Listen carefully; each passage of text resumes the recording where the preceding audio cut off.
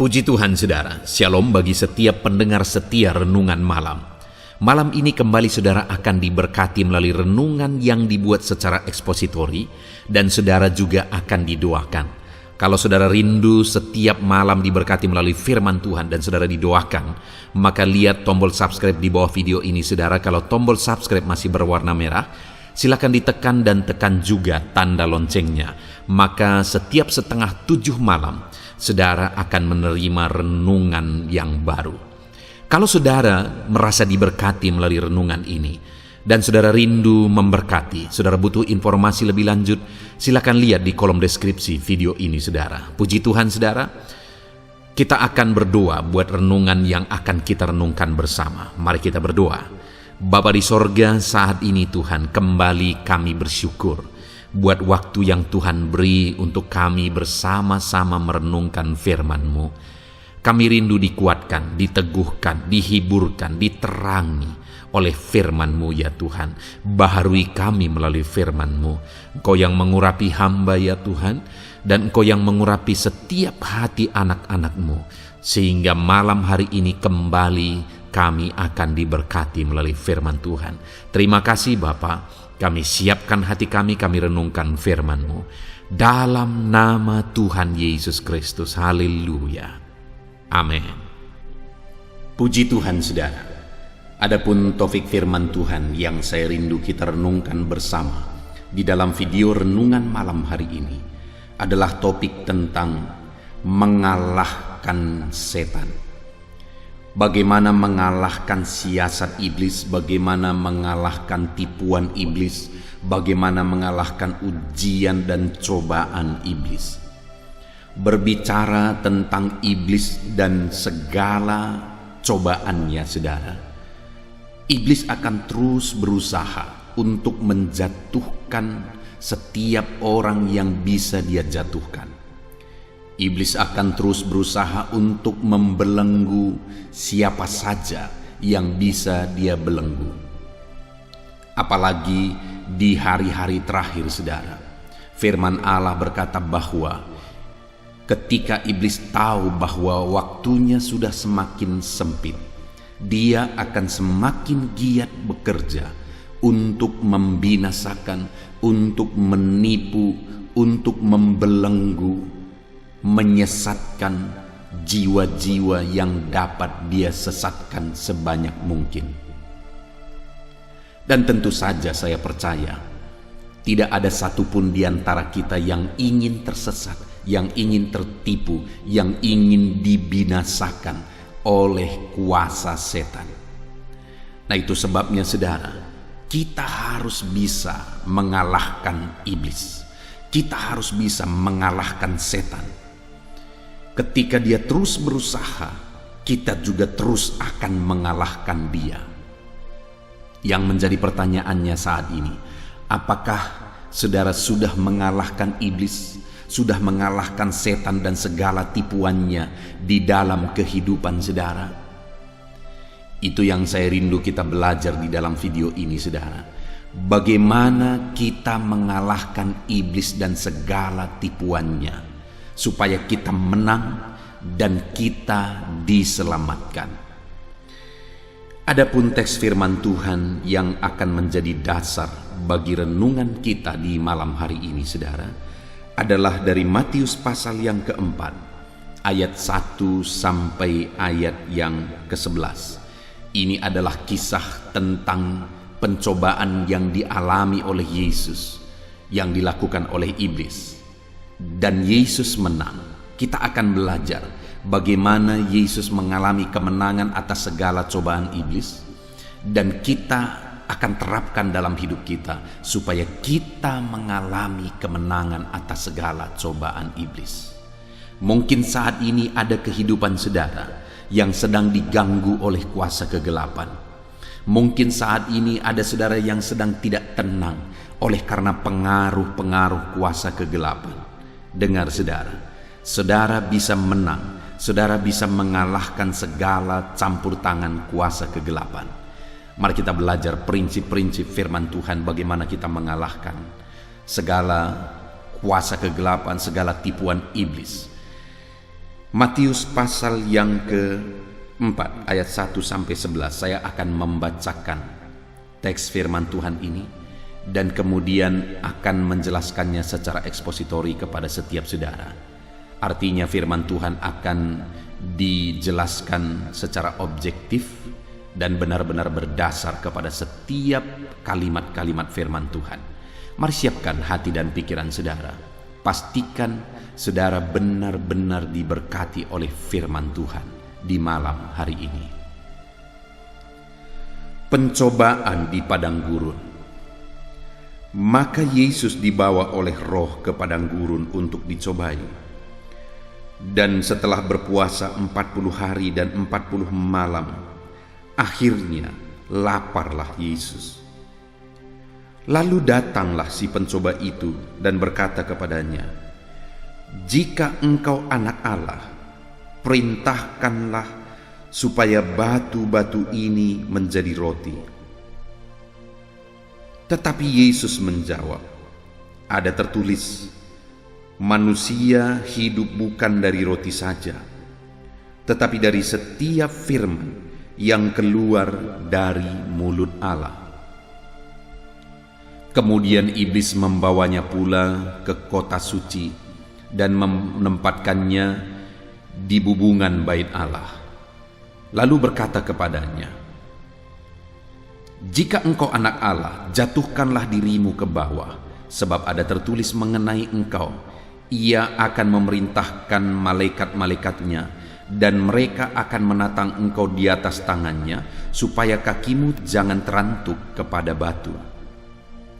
Yesus berkata kepadanya, "Ada pula tertulis, janganlah engkau mencobai Tuhan Allahmu."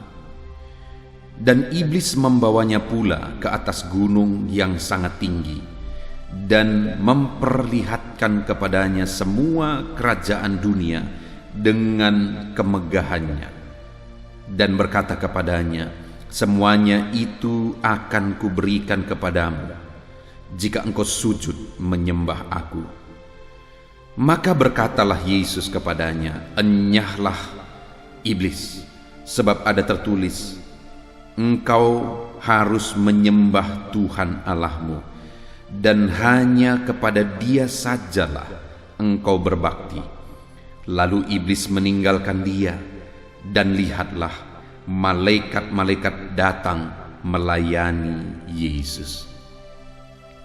Puji Tuhan saudara, konteks dari firman Tuhan yang telah dibacakan kepada setiap saudara adalah kisah tentang pencobaan yang dilakukan oleh iblis kepada Yesus.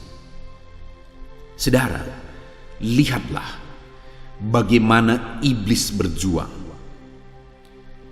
Yang dia cobai kali ini adalah Yesus. Siapa Yesus? Tuhan. Yang menjadi pertanyaannya, bisakah Yesus jatuh? Bisakah Yesus kalah dari cobaan iblis? Tidak mungkin. Karena dia adalah Allah. Kalau dia bisa jatuh ke dalam dosa, maka dia bukan Allah. Kalau dia bisa kalah dari iblis, maka dia bukan Allah. Tahukah iblis bahwa dia adalah anak Allah? Dia adalah Allah yang maha tinggi? Tahu. Tahukah iblis bahwa tidak mungkin dia dikalahkan? Tentu saja dia juga tahu, karena dia tahu dia adalah Allah. Namun demikian saudara, iblis masih juga berjuang, sekalipun dia tahu bahwa tidak mungkin Yesus dikalahkan melalui cobaan-cobaan yang demikian. Tapi itu pun iblis masih mencoba Yesus. Dengar saudara, betapa giatnya iblis mau menjatuhkan, betapa giatnya iblis mau membinasakan, sampai-sampai Yesus yang adalah Tuhan pun dia masih berusaha untuk menjatuhkan, padahal tidak mungkin Yesus jatuh ke dalam dosa. Artinya apa saudara? Kalau Yesus pun masih diperjuangkan oleh iblis untuk dijatuhkan, padahal dia tidak mungkin jatuh ke dalam dosa, apalagi saya dan saudara. Kalau iblis masih berusaha untuk membinasakan Tuhan yang tidak mungkin dibinasakan, apalagi saya dan saudara, dia akan terus berusaha untuk menjatuhkan kita. Dia akan terus berjuang bagaimana membinasakan jiwa-jiwa. Dan mungkin hari ini saudara, hidup saudara sedang diperjuangkan oleh iblis untuk dijatuhkan. Ada beribu macam cara yang dipakai oleh iblis untuk menjatuhkan manusia. Kita akan belajar dari nas firman Tuhan ini, bagaimana supaya menang terhadap segala tipuannya itu. Mungkin hari ini iblis sedang membuat beban hidup saudara berat. Mungkin hari ini iblis sedang menempatkan saudara, memosisikan saudara dalam situasi yang sulit, dalam situasi yang penuh dengan cobaan. Dan hidup saudara begitu berat saat ini. Dengar saudara, kita bisa mengalahkan iblis. Kenapa kisah Yesus dicobai dituliskan di dalam Alkitab? Supaya kita bisa belajar bagaimana Yesus menghadapi tipuan iblis dan dia menang. Supaya kita juga bisa menerapkan dalam hidup kita bagaimana kita menghadapi cobaan iblis dan supaya kita menang. Jadi saat ini saudara tidak perlu takut. Apapun yang saudara alami, mungkin saat ini saudara sering diganggu oleh kuasa kegelapan. Apakah itu melalui mimpi, apakah itu melalui kejadian-kejadian. Ada begitu banyak permohonan doa di dalam channel ini saudara, di mana ada anak-anak Tuhan yang sering diganggu oleh kuasa kegelapan. Mereka sedang diganggu dalam tidur mereka melalui mimpi-mimpi. Mereka sering diganggu di tengah keluarga mereka. Mereka sering diganggu melalui kejadian-kejadian aneh dan sebagainya. Tidak usah takut saudara. Tidak perlu takut. Kita akan mengalahkan iblis. Kuasa yang ada pada kita lebih besar dari segala kuasa yang ada di dunia ini. Kuasa yang ada pada kita lebih besar daripada kuasa iblis. Itu sebabnya kita akan menang. Mari kita hadapi segala tipuan iblis. Mari kita hadapi segala cobaan iblis. Mari kita hadapi segala siasat iblis. Dan kita akan menang sama seperti Yesus menang. Saudara, di dalam kisah ini kita bisa melihat bahwa Yesus dicobai. Tetapi melalui proses Yesus dicobai, lihat ayat yang ke-11 saudara. Lalu iblis meninggalkan dia dan lihatlah malaikat-malaikat datang melayani Yesus. Artinya waktu itu iblis gagal, Yesus menang atas segala tipuan iblis, dan akhirnya iblis meninggalkan Yesus dan malaikat-malaikat pun datang melayani Yesus atas kemenangannya terhadap tipuan dan cobaan iblis. Saudara, yang menjadi pertanyaannya adalah bagaimana Yesus melawan iblis? Bagaimana iblis dikalahkan oleh Yesus dalam setiap pencobaan-pencobaan yang dia alami? Dan saat ini kita akan belajar saudara. Yang pertama yang menjadi kunci, yang menjadi rahasia kemenangan Yesus atas tipuan dan cobaan iblis ada di ayat yang pertama saudara, di mana dikatakan di sana, maka Yesus dibawa oleh Roh ke padang gurun untuk dicobai. Jadi pencobaan yang dialami oleh Yesus itu semuanya ada di dalam penyertaan Roh Kudus. Roh Kudus sedang memenuhi dia, Roh Kudus sedang ada pada dia ketika dia menjalani proses pencobaan iblis. Roh Kudus ada, Roh Kudus hadir, Roh Kudus memenuhi, Roh Kudus menyertai saat Yesus mengalami pencobaan iblis. Itu sebabnya saudara, iblis dikalahkan karena kuasa Roh Kudus lebih besar dari segala kuasa setan, dari segala kuasa iblis. Yesus menang menghadapi segala cobaan karena ada Roh Kudus yang menyertai dia.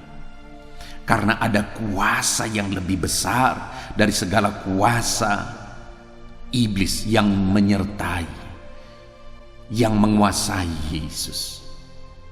Saat ini saudara, saya mau menegaskan kepada setiap saudara, dalam saudara menghadapi segala cobaan dan segala tipuan iblis di dalam perjalanan kehidupan saudara, saudara membutuhkan satu kuasa yang lebih besar dari segala kuasa iblis.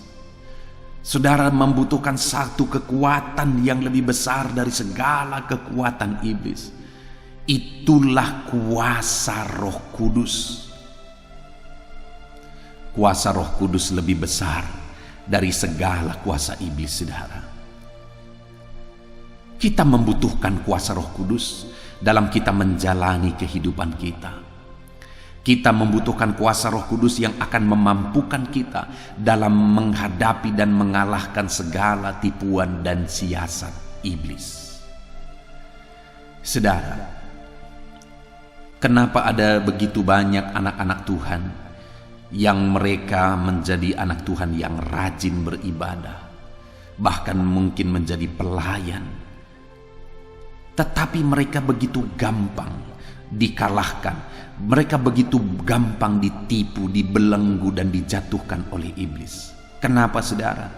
Karena kita tidak akan mampu menghadapi tipuan iblis melalui kekuatan kita. Kita tidak akan mampu, saudara.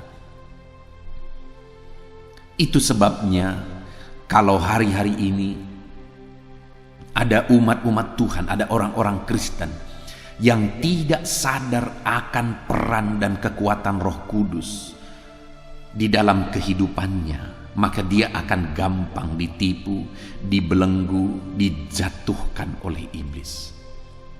Ada begitu banyak malah orang alergi juga kepada peran Roh Kudus di dalam kehidupan orang-orang percaya. Begitu menyedihkan, saudara. Apa jadinya kalau Roh Kuduslah yang diberikan oleh Tuhan menjadi satu kekuatan bagi kita dalam menghadapi segala tipuan iblis, lalu kemudian datang orang-orang akhirnya alergi terhadap Roh Kudus, terhadap peran Roh Kudus, terhadap karunia Roh Kudus dalam kehidupan mereka. Padahal itulah yang diberikan oleh Tuhan menjadi kekuatan bagi mereka dalam menghadapi segala tipuan iblis. Bagaimana dengan saudara hari ini? Adakah saudara menyadari begitu pentingnya peran Roh Kudus dalam hidup saudara? Adakah saudara menyadari bahwa hanya dengan kekuatan Roh Kuduslah maka saudara akan mampu menghadapi dan mengalahkan segala tipuan iblis yang selalu dan terus akan berusaha untuk menjatuhkan saudara di sepanjang kehidupan saudara? Dan pertanyaan selanjutnya, adakah Roh Kudus saat ini sedang memenuhi kehidupan saudara dan memberi saudara kekuatan untuk melawan segala tipuan iblis? Kalau saat ini saudara belum menyadari bahwa betapa pentingnya Roh Kudus, di mana dialah kekuatan, dialah pribadi, dialah kuasa yang diberikan oleh Allah bagi kita dalam menghadapi segala tipuan iblis. Saat ini sadarilah saudara bahwa saudara membutuhkan Roh Kudus untuk memberi saudara kekuatan, untuk memberi saudara power dalam menghadapi segala kuasa iblis, dan saudara mampu mengalahkan segala kuasa dan tipuan iblis. Dan kalau saat ini saudara menyadari, bukalah hati saudara, minta dan undanglah Roh Kudus mengalir memenuhi kehidupan saudara. Undanglah Roh Kudus untuk memberi kekuatan dalam kehidupan saudara. Engkau perlu Roh Kudus dalam kehidupanmu. Saudara perlu Roh Kudus dalam kehidupanmu. Biarlah Roh Kudus itu memenuhi hidupmu saat ini. Biarlah Roh Kudus itu menguasai hidupmu saat ini dan memberi engkau kekuatan dalam menghadapi segala tipuan dan siasat iblis. Roh Kuduslah kekuatan kita dalam menghadapi iblis. Roh Kuduslah kekuatan kita untuk mengalahkan segala kuasa dan tipuan iblis. Biarlah saat ini saudara, kita selalu merindukan Roh Kudus. Biarlah saat ini kita buka hati kita dan biarkan Roh Kudus selalu memenuhi kita di sepanjang kehidupan kita. Jadi yang pertama saudara, yang menjadi kunci untuk umat-umat Tuhan bisa mengalahkan setan, mengalahkan iblis adalah dengan kekuatan kuasa Roh Kudus. Saudara, ada hal-hal yang menggelikan seringkali. Ada orang-orang yang berpikir bahwa iblis takut kepada satu benda. Misalnya saudara, saya pernah mengalami dan mendengar satu kejadian di mana ada orang Kristen yang dia merasa sering kali ketakutan, sering kali diganggu oleh kuasa-kuasa kegelapan. Lalu kemudian sudah tahu apa yang dia lakukan. Ada keluarganya yang memberi nasihat supaya dia mengambil minyak babi. Lalu kemudian menyiramkan minyak babi itu ke atas atap rumahnya saudara. Bayangkan betapa menggelikan, betapa lucunya dan betapa bodohnya orang ini. Karena iblis tidak pernah takut kepada babi. Iblis tidak pernah takut kepada benda-benda. Iblis tidak pernah takut kepada binatang. Tapi yang iblis takuti adalah kekuatan kuasa Roh Kudus. Ada lagi orang yang membuat jimat-jimat, tangkal-tangkal untuk melawan iblis. Ada benda-benda, ada kain-kain, ada jimat-jimat tertentu yang ditempatkan di rumahnya dengan pemikiran bahwa iblis takut kepada benda itu. Dengar saudara, iblis tidak pernah takut kepada benda-benda seperti itu. Ada juga seringkali saudara, saya dengar ada orang-orang atau ibu-ibu yang sedang hamil, lalu kemudian membawa satu benda kemanapun dia pergi supaya kandungannya tidak diganggu oleh iblis. Dengar saudara, iblis tidak pernah takut kepada benda apapun. Yang iblis takuti hanya satu, yaitu Tuhan. Yang iblis takuti hanya Roh Kudus. Hanya Roh Kudus, tidak ada yang lain. Kalau saudara berpikir bahwa iblis takut kepada sesuatu, saudara bodoh. Saudara tertipu oleh iblis. Karena hanya satu yang dia takuti, yaitu kekuatan Roh Kudus.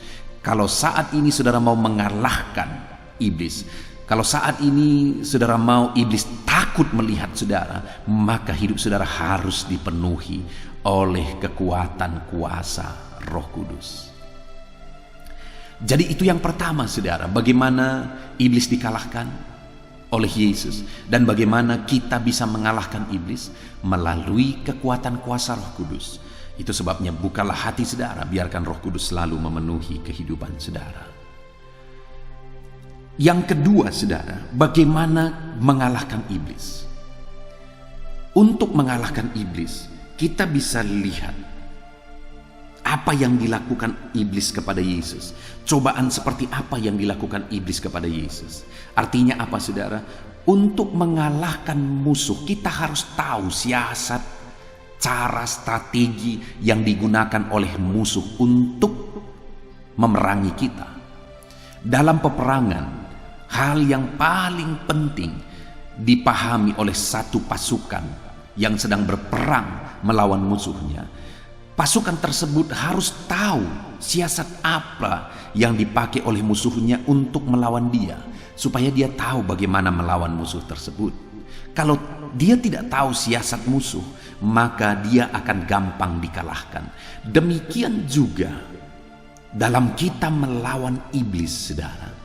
Kita harus tahu siasat apa yang dipakai oleh iblis untuk melawan dan menjatuhkan kita, untuk menipu dan menyesatkan kita, supaya kita bersiaga dalam strategi-strateginya tersebut. Yang pertama, kalau kita lihat di sini, saudara, ada 3 siasat iblis yang perlu kita kenali, yang perlu kita sadari supaya kita berjaga-jaga dalam area itu. Ada 3 area yang akan dipakai oleh iblis untuk menjatuhkan setiap kita. Kita perlu kenali, kita perlu sadari akan hal itu supaya kita berjaga-jaga. Kita lihat area pertama, tipuan yang dilakukan oleh iblis adalah keinginan daging. Itu bisa kita lihat di ayat 3, saudara. Lalu datanglah si pencoba itu dan berkata kepadanya, "Jika engkau anak Allah, perintahkanlah supaya batu-batu ini menjadi roti." Jadi pada waktu itu iblis mencoba Yesus dengan memerintahkan dia mengubah batu menjadi roti. Dan lihat, saudara, apa yang terjadi pada waktu itu. Ayat 2 dikatakan, dan setelah berpuasa 40 hari 40 malam, akhirnya laparlah Yesus. Jadi Yesus sedang ada dalam situasi kelaparan. Ada keinginan daging, ada kebutuhan daging, ada kebutuhan tubuh, yaitu makanan. Tubuhnya sedang lapar. Dia sedang memiliki keinginan, yaitu keinginan terhadap makanan, karena dia sedang ada dalam situasi kelaparan. Dan iblis tahu akan hal itu. Ada kebutuhan daging Yesus, kebutuhan tubuh Yesus, yaitu makanan. Itu sebabnya dia mencobai Yesus dalam hal itu. Dia menyuruh Yesus mengubah batu menjadi roti. Dengar, saudara, kalau saudara mau mengalahkan, kalau saudara rindu mengalahkan setan, kenalilah di mana saudara seringkali ditipu.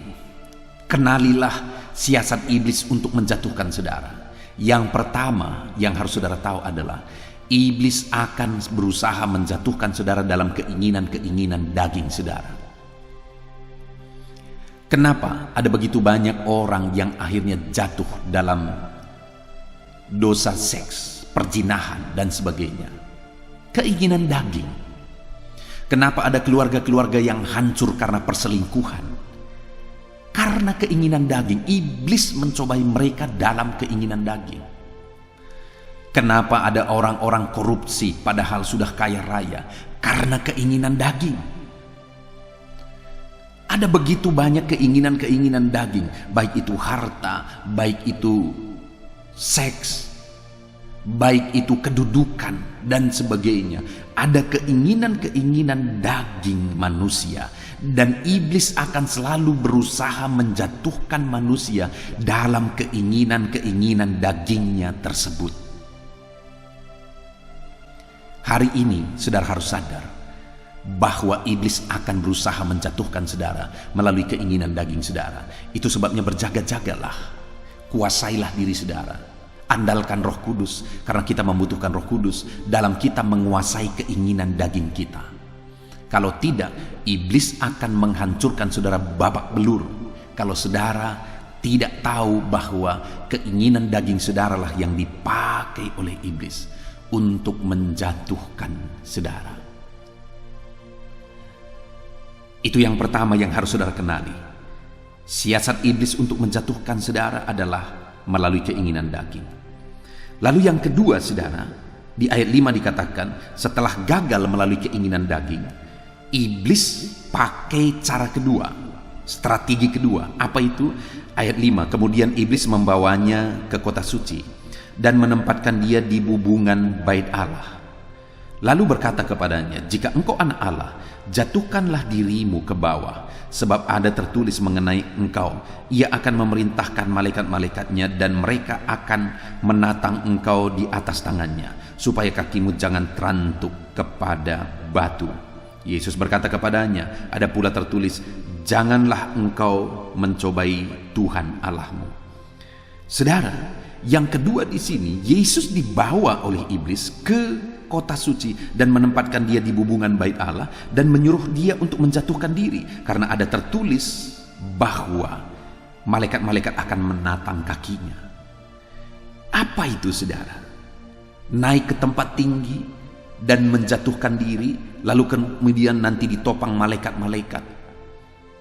Bukankah itu masalah pengakuan? Kalau nanti menjatuhkan diri lalu ditopang oleh malaikat dan akhirnya diakui oleh orang banyak, sesuatu yang luar biasa. Diakui oleh orang banyak bahwa Yesus menjatuhkan diri dari bubungan bait Allah, dari tempat yang tinggi tetapi tidak apa-apa. Wow, hebat. Saudara, yang kedua, strategi iblis untuk menjatuhkan Yesus yang juga akan terus dia pakai untuk menjatuhkan kita adalah melalui pengakuan, supaya dianggap hebat, supaya dianggap luar biasa, supaya dianggap kaya, supaya dianggap berkuasa, supaya dianggap pandai, supaya dianggap cerdas, supaya dianggap terpandang, supaya dihargai, supaya dihormati, dan sebagainya, dan sebagainya, dan sebagainya, dan sebagainya. Pengakuan. Iblis akan terus berusaha untuk menjatuhkan manusia melalui pengakuan. Bukankah supaya diakui, manusia seringkali melakukan apapun? Supaya diakui, manusia rela mengerjakan apapun. Kenapa? Tadi sudah saya singgung dalam keinginan daging. Kenapa manusia sudah kaya raya tapi masih korupsi? Kenapa manusia sudah punya segala sesuatu tetapi masih korupsi? Supaya diakui. Kenapa manusia kepingin jabatan, kepingin menjadi orang berhasil sukses? Supaya diakui. Kenapa manusia menginginkan benda-benda mewah dan sebagainya? Supaya diakui. Ada banyak hal tidak salah dalam hal itu, saudara. Menjadi orang sukses tidak salah. Memiliki barang-barang mahal tidak salah. Tetapi hati-hati. Di sanalah iblis seringkali pakai untuk menjatuhkan kita melalui keinginan akan pengakuan, kebutuhan akan pengakuan. Jangan sampai supaya saudara diakui sebagai orang hebat, diakui sebagai orang cerdas, orang yang sukses dan sebagainya, saudara menghalalkan segala macam cara. Hati-hati. Iblis akan memakai di area pengakuan untuk menjatuhkan saudara. Lalu kemudian ketika iblis kalah, gagal dalam metode dan strategi kedua ini, dia pakai strategi ketiga. Apa itu? Ayat yang ke-8, dan iblis membawanya pula ke atas gunung yang sangat tinggi dan memperlihatkan kepadanya semua kerajaan dunia dan kemegahannya, dan berkata kepadanya, semua itu akan kuberikan kepadamu jika engkau sujud menyembah aku. Maka berkatalah Yesus kepadanya, enyahlah iblis, sebab ada tertulis, engkau harus menyembah Tuhan Allahmu dan hanya kepada Dia sajalah engkau berbakti. Yang ketiga, saudara, yang dipakai oleh iblis masih tidak jauh, yaitu keinginan akan kemegahan dunia. Iblis memperlihatkan kemegahan dunia kepada Yesus, lalu dia berkata, semuanya ini akan kuserahkan kepadamu kalau engkau sujud menyembah aku. Ada begitu banyak orang rela menyembah iblis demi mendapatkan kemewahan dan kemegahan dunia. Ada begitu banyak orang yang pergi ke dukun-dukun untuk mendapat kesuksesan dan kemegahan dunia. Ada begitu banyak orang pergi ke gunung-gunung untuk mendapatkan kesuksesan dan kemegahan dunia. Karena itulah yang dipakai oleh iblis untuk menjatuhkan manusia.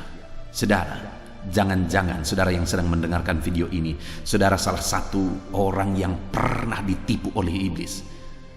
Demi mendapatkan kemegahan dunia, saudara rela mengerjakan sesuatu yang salah. Saudara rela tunduk kepada iblis. Dengar saudara, hati-hati. Kalau iblis telah mengalahkan dan menipu kita, maka neraka yang akan menjadi bagian kita. Itu sebabnya kalahkanlah iblis. Bagaimana caranya? Kenali area iblis mencobai. Area yang pertama yaitu dalam keinginan daging. Area yang kedua yaitu dalam keinginan akan pengakuan. Area yang ketiga yaitu dalam keinginan kemegahan dunia. Hati-hati terhadap semuanya itu, karena itulah yang akan dipakai oleh iblis untuk menjatuhkan kita. Kemudian yang terakhir saudara, yang ketiga, cara untuk mengalahkan iblis. Yang pertama dengan mengandalkan kekuatan Roh Kudus, yang kedua dengan mengenal di area mana dia mau menjatuhkan kita, dengan mengenal strategi-strategi dan siasat iblis. Yang ketiga saudara, kita bisa melihat ketika iblis mencobai Yesus ada 3 kali. Setiap kali iblis mencobai Yesus, maka Yesus menjawab. Misalnya ayat 4, tetapi Yesus menjawab, ada tertulis. Lalu kemudian kedua kali lagi Yesus dicobai. Lalu dijawab oleh Yesus. Ayat yang ke-7, Yesus berkata kepadanya, ada pula tertulis. Lalu kemudian yang ketiga kali iblis kembali mencoba Yesus. Lalu dijawab, ayat yang ke-10, maka berkatalah Yesus kepadanya, enyahlah iblis, sebab ada tertulis. Apa ini saudara? Firman. Jadi setiap kali Yesus dicobai oleh iblis, Yesus selalu lawan dengan perkataan firman. Ada tertulis, ada tertulis. Artinya apa? Yesus memahami firman itu dan Yesus melawan iblis melalui firman itu, melalui pemahamannya akan firman itu.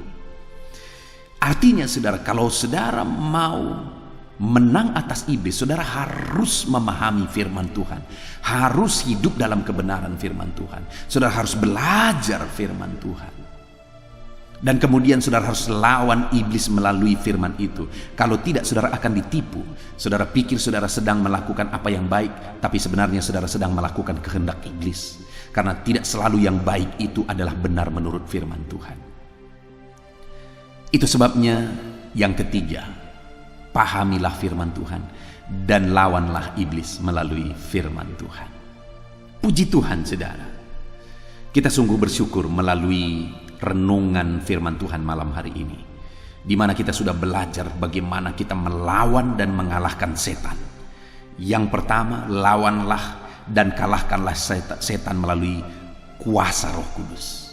Yang kedua, lawanlah setan dengan mengenal di mana area-area dia mencobai kita supaya kita kalahkan dia. Yang ketiga, lawanlah setan dengan pemahaman akan kebenaran firman Tuhan. Terapkan firman Tuhan ini dalam hidup saudara. Lawanlah setan, kalahkan setan dari kehidupan saudara. Kita bersyukur buat firman Tuhan yang telah kita renungkan malam hari ini saudara. Mari tundukkan kepala, ambil sikap berdoa. Saya mau berdoa bagi setiap saudara. Bapa di sorga, saat ini hamba berdoa bagi setiap anak-anakmu yang sedang mendengarkan video renungan malam hari ini, di mana mereka telah belajar bagaimana mereka bisa mengalahkan setan. Bahwa kami harus mengalahkan setan dengan kekuatan Roh-Mu, bahwa kami harus mengalahkan setan dengan mengenal strategi dan siasat dan tipuan setan, dan kami harus mengalahkan setan dengan kekuatan firman Tuhan. Hamba berdoa bagi setiap anak-anak-Mu ini, jamah berkati mereka, pakai mereka untuk mengalahkan setan dengan kebenaran firman-Mu. Mungkin selama ini, bahkan mungkin saat ini, ada mereka yang sedang diganggu dan seringkali diganggu oleh kuasa setan. Biarlah melalui renungan firman malam hari ini, mereka menjadi pribadi yang tangguh kokoh berdasarkan kebenaran firman Tuhan, dan mereka akan mengalahkan segala tipuan setan. Terima kasih Bapa di sorga, hamba berdoa bagi setiap anak-anak-Mu ini, berkati mereka, pakai mereka untuk mengalahkan segala kuasa setan. Dalam nama Yesus Kristus, kami sungguh bersyukur buat firman-Mu yang telah kami renungkan bersama. Dalam nama Yesus kami berdoa. Haleluya. Amin. Haleluya. Puji Tuhan saudara, kita bersyukur buat firman Tuhan yang telah kita renungkan bersama. Saya percaya firman Tuhan telah meneguhkan dan membangkitkan iman saudara. Dan saat ini tiba waktunya untuk kita akan merendahkan diri di hadapan Tuhan.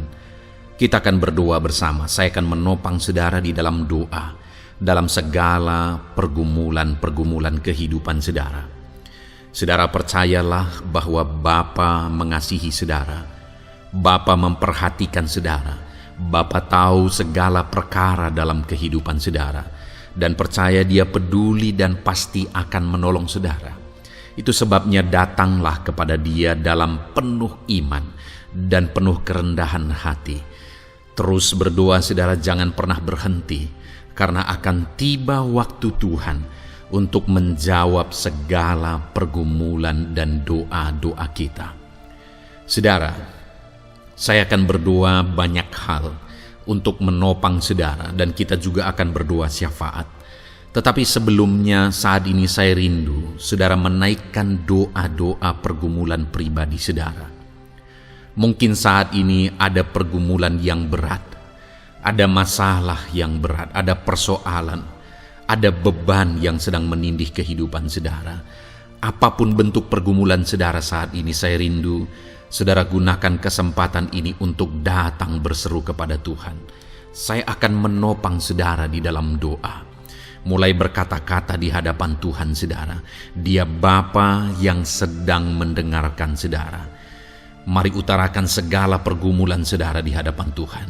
Setiap saudara yang sedang mendengarkan video ini, jangan ada yang berdiam diri dan pasif, tapi mulai berseru, mulai berdoa, mulai memohon, dan mulai serahkan segala pergumulan saudara di hadapan Tuhan.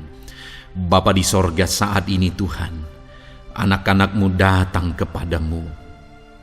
Hamba menopang mereka dalam doa, dalam segala pergumulan mereka. Tuhan, mungkin saat ini ada beban persoalan, ada masalah yang sedang mereka alami, yang tidak ada orang yang tahu. Tetapi Engkau tahu ya Tuhan, yang mungkin tidak ada yang peduli, tetapi Engkau peduli kepada mereka, yang mungkin tidak ada orang yang sanggup untuk menolong, tetapi Engkau sanggup menolong mereka. Saat ini Bapa, Engkau Allah yang Maha Tahu.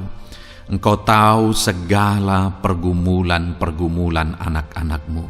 Itu sebabnya saat ini campur tangan-Mu nyatakan dalam hidup mereka ya Tuhan. Mujizat-Mu nyatakan dalam hidup mereka. Kau angkat segala beban mereka. Engkau tahu yang menjadi jeritan hati mereka. Engkau tahu apa yang menjadi tangisan mereka. Dalam nama Tuhan Yesus Kristus, Tuhan, Engkau peduli kepada setiap anak-anak-Mu. Engkau peduli kepada setiap anak-anak-Mu. Engkau yang telah terlebih dahulu merasakan penderitaan untuk menanggung segala dosa kami. Dan saat ini Engkau juga tahu beban dan persoalan kami. Kalau nyawa-Mu pun Engkau serahkan bagi kami, maka hari ini kami percaya Tuhan, Engkau peduli dan Engkau akan menjawab setiap anak-anak-Mu ini. Apapun beban mereka, apapun persoalan mereka, Engkau Allah yang campur tangan, Engkau Allah yang menyatakan mujizat-Mu. Dalam nama Yesus, Engkau Allah yang mengerti segala beban persoalan anak-anak-Mu. Hamba menopang mereka dalam doa, dan Engkau menyatakan mujizat-Mu bagi anak-anak-Mu ya Tuhan. Dalam nama Tuhan Yesus Kristus. Haleluya, haleluya. Saudara, saat ini saya rindu berdoa bagi saudara yang sedang mengalami sakit penyakit. Apapun yang menjadi penyakit saudara, percaya bahwa Tuhan sanggup menyembuhkan. Kalau dulu Dia menyembuhkan, hari ini pun Dia menyembuhkan, dan sampai kapanpun Dia Allah yang sama yang akan melakukan mujizat kesembuhan. Dan kalau orang lain Dia sembuhkan, saudara pun Dia sembuhkan. Tak tersembunyi kuasa Allah bagi setiap saudara. Itu sebabnya saat ini saudara yang sedang mengalami sakit penyakit, Mari angkat tangan saudara kepada Tuhan. Angkat tangan kanan saudara dan taruh tangan kiri saudara di bagian tubuh saudara yang sakit. Dan saat ini percaya kuasa Tuhan sedang mengalir. Tangan Tuhan sedang terulur menjamah sakit penyakit saudara. Mari datang kepada Tuhan, saudara, serahkan segala sakit penyakit saudara. Bapa di sorga, saat ini Tuhan, hamba berdoa bagi anak-anak-Mu yang sedang mengalami sakit penyakit. Apapun bentuk sakit penyakit mereka, Engkau Allah yang menciptakan kami. Engkau Allah yang sanggup melakukan mujizat. Engkau Allah yang sanggup menyembuhkan apapun penyakit anak-anak-Mu dalam nama Tuhan Yesus Kristus. Haleluya, haleluya, haleluya. Haleluya, nyatakan mujizat-Mu Tuhan. Haleluya, nyatakan kesembuhan ya Tuhan. Jamah penyakit anak-anak-Mu dan kerjakan kesembuhan yang sempurna bagi mereka. Dalam nama Yesus, angkat segala sakit penyakit mereka. Mungkin ada anak-anak-Mu yang sudah sekian lama mengalami sakit penyakit, bahkan mereka sudah mengalami kejenuhan di tengah-tengah penyakit mereka. Engkau datang, Engkau peduli, Engkau jamah, Engkau sembuhkan dalam nama Tuhan Yesus Kristus. Sembuhkan apapun yang menjadi penyakit anak-anak-Mu. Mungkin ada mereka yang sedang mengalami sakit penyakit asam lambung. Ada begitu banyak permohonan doa untuk sakit penyakit asam lambung. Saat ini hamba berdoa, setiap anak-anak-Mu yang mengalami asam lambung, setiap anak-anak-Mu yang mungkin bahkan sudah mengalami anxiety, hamba berdoa, tolong anak-anak-Mu Tuhan, pulihkan mereka, normalkan pencernaan mereka, pulihkan asam lambung mereka, sembuhkan Tuhan, sembuhkan seperti sedia kala.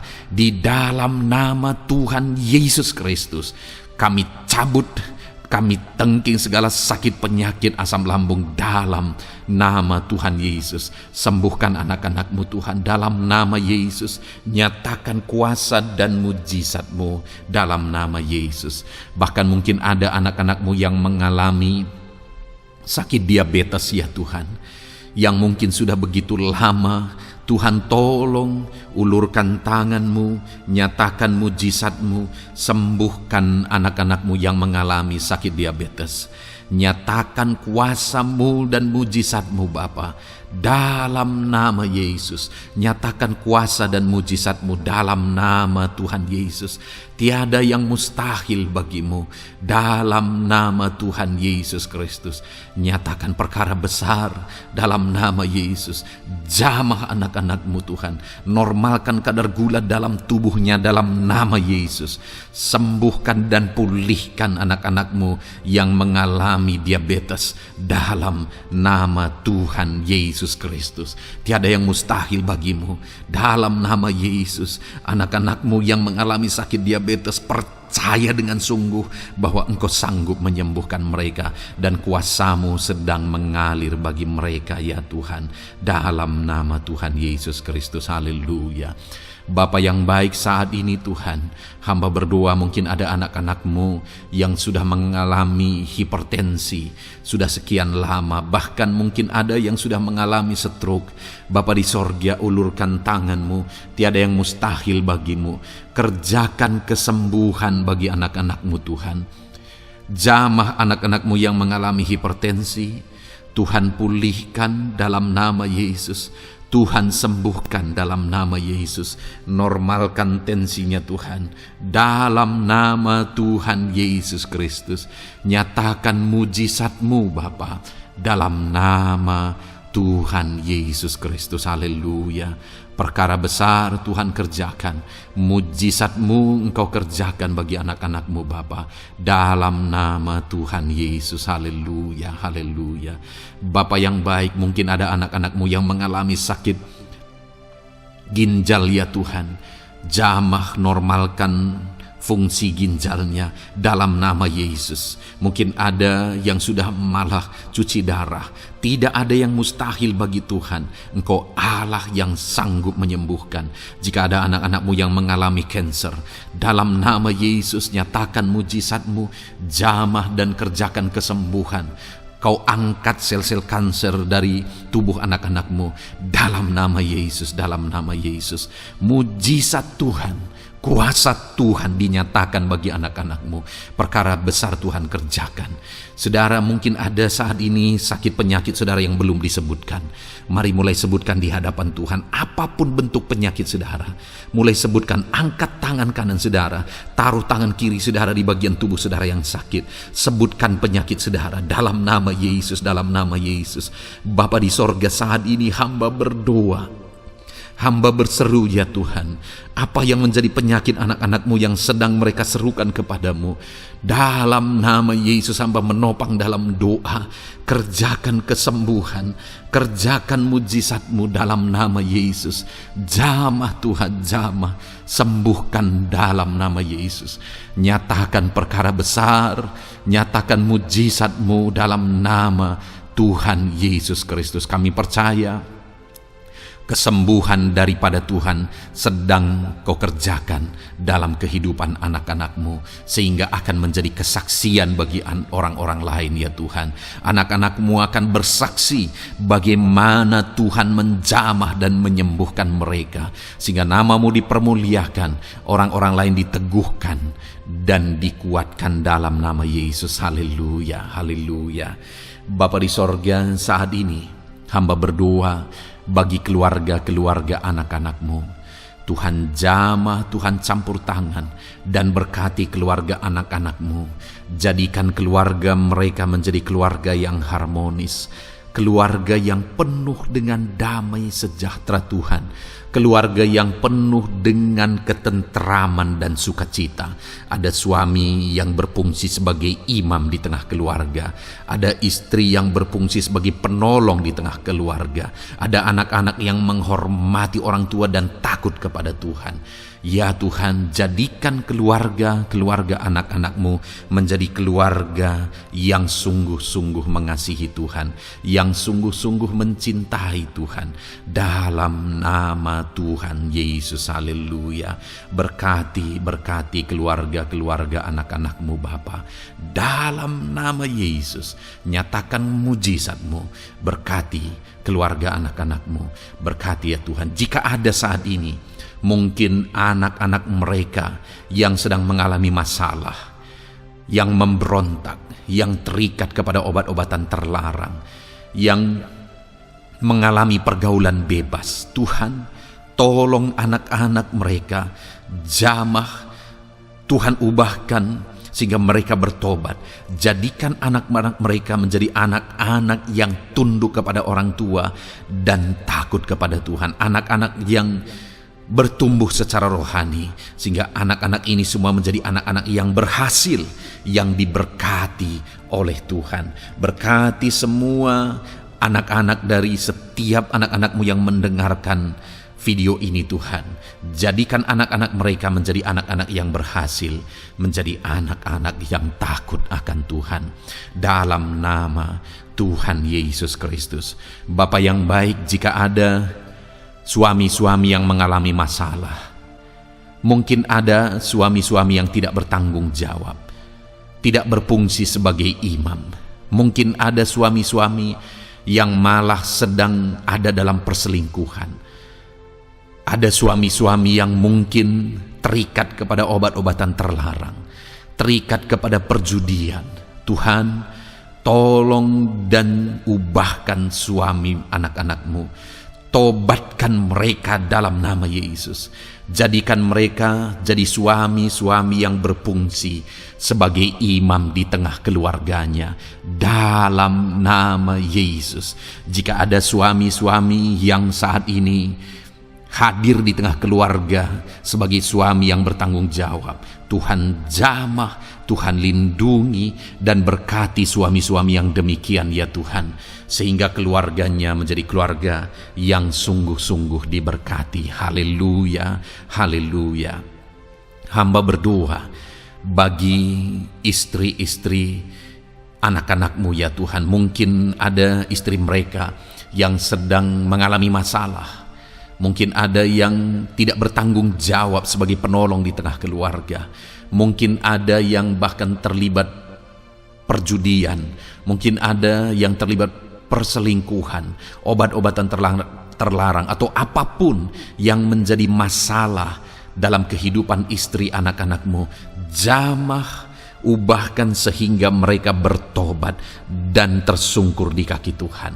Berkati semua keluarga-keluarga anak-anakmu ya Tuhan, sehingga suami-suami berfungsi sebagai imam di tengah keluarga, istri berfungsi sebagai penolong di tengah keluarga, dan anak-anak takut kepada Tuhan dan tunduk kepada orang tua mereka.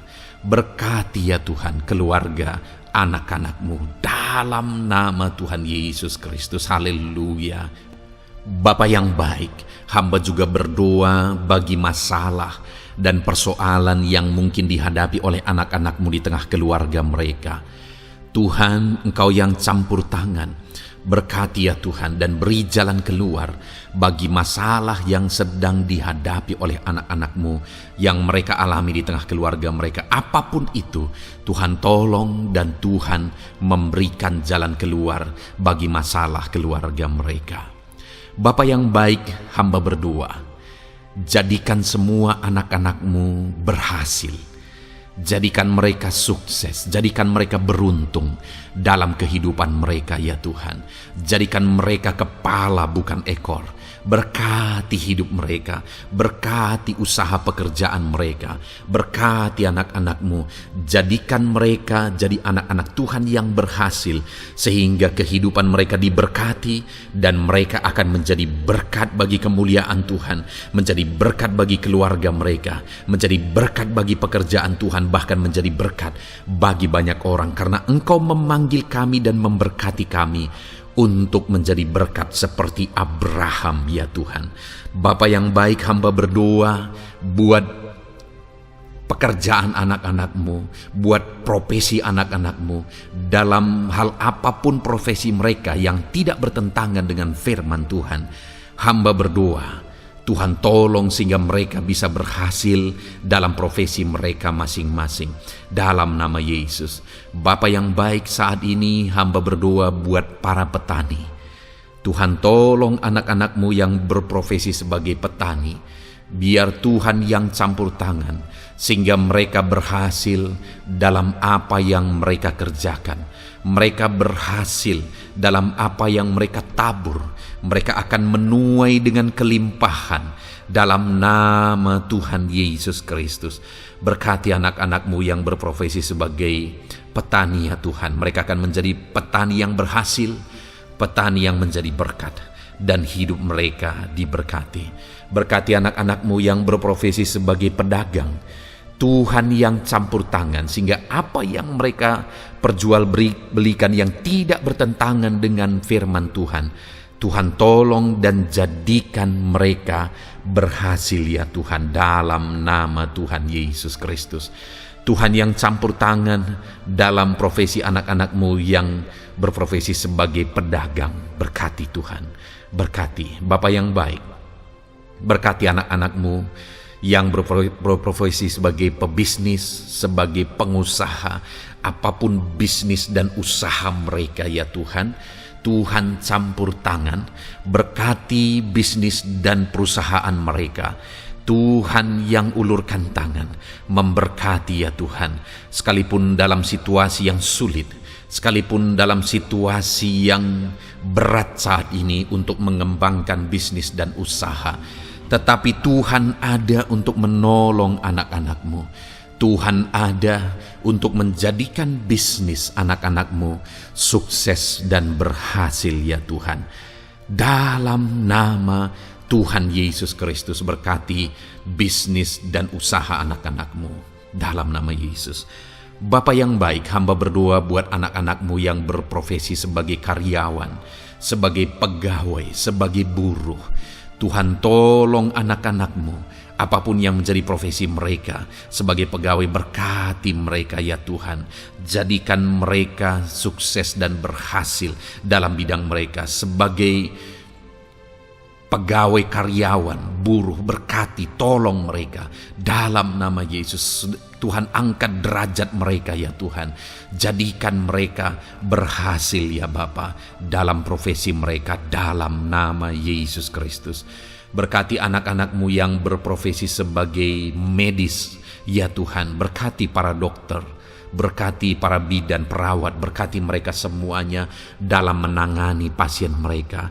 Ajar mereka melakukan yang terbaik, dan Kau pakai mereka untuk menjadi alat-Mu demi kesembuhan orang-orang yang mereka tangani yang sedang sakit ya Tuhan. Dalam nama Tuhan Yesus, berkati mereka dalam nama Yesus. Berkati juga para PNS ya Bapa, untuk mereka mengabdi bagi bangsa ini dan melakukan yang terbaik bagi bangsa ini dalam bidang apapun mereka yang berprofesi sebagai PNS. Tuhan berkati, Tuhan tolong jadikan mereka saksi terang dan garam-Mu ya Tuhan. Berkati juga TNI Polri ya Tuhan dalam menjaga keamanan bangsa ini. Tuhan jamah, Tuhan berkati mereka dalam nama Yesus Kristus.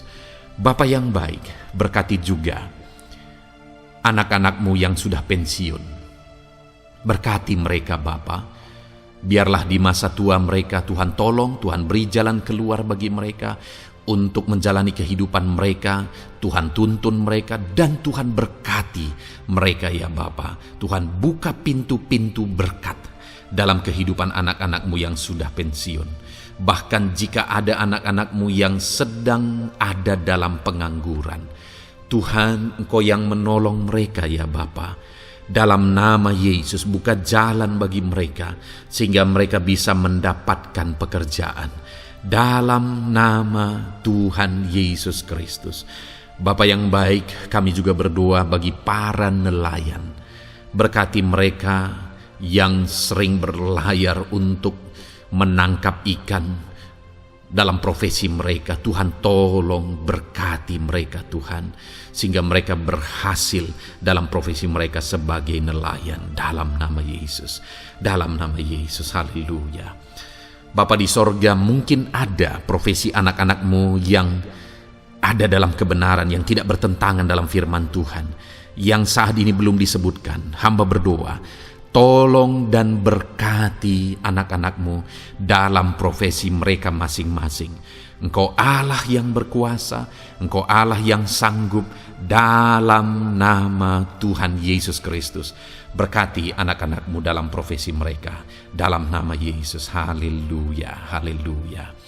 Bapa yang baik, saat ini hamba berdoa, biarlah Tuhan memberikan keberhasilan, kesuksesan dan keberuntungan bagi setiap anak-anak-Mu dalam nama Yesus.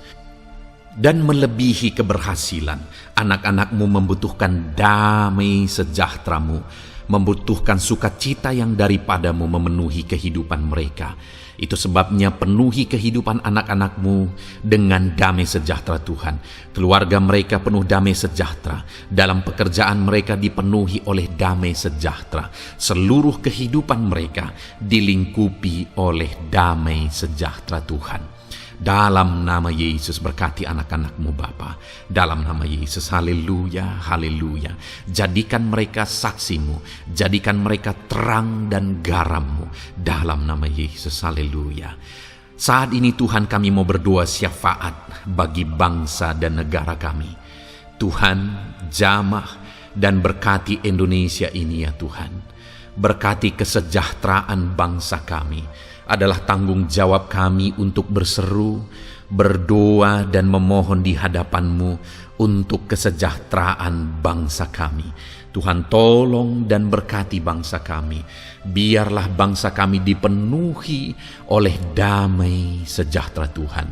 Dalam situasi yang sulit saat ini Tuhan, biarlah Tuhan selalu tolong ekonomi bangsa kami, biar tetap bertumbuh ya Tuhan. Dalam nama Tuhan Yesus, Tuhan yang campur tangan, sehingga ekonomi bangsa kami semakin dipulihkan dan semakin bertumbuh dalam nama Yesus. Politik di bangsa kami juga Tuhan tetap mengontrol, sehingga semuanya tetap berjalan dalam kedamaian, ketentraman daripada Tuhan. Dalam nama Yesus kami juga berdoa buat keamanan bangsa kami.